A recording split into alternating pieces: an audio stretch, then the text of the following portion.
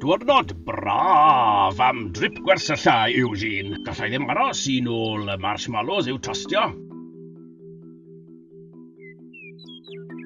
Mae gwersylla'n gymaint o hwyl, ond mae'n debyg fod llawer o beryglon. Tybed beth fydda'n ffrindiau yng Ngwasanaeth Tân ag Achub De Cymru ddweud?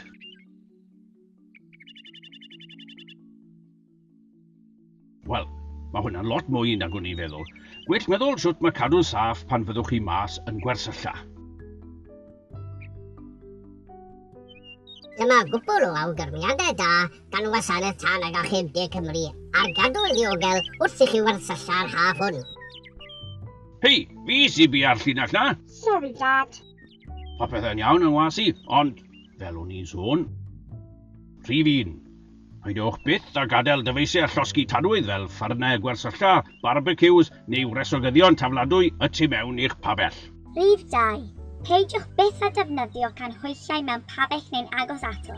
Mae fflach lampau lawer diogelach. Rhif 3. Dylid cadw hylifau fflamadwy a silindrau nwy hylif petroliwm y tu fas i'r babell.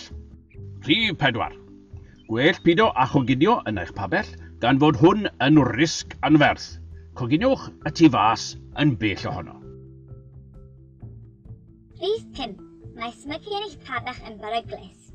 Cadwch unrhyw beth fflamadwy bant o'ch ardal goginio. Falle bydd rhaid i fi checio rhywbeth. Ta beth, yn olaf ond nid lleiaf, rhif 6. Gwnewch gynllun dianc o leoliad eich gwersyll. Os bydd tân y digwydd, dysgwch sut i gadw pellter saff rhagddo a chofiwch alw 999.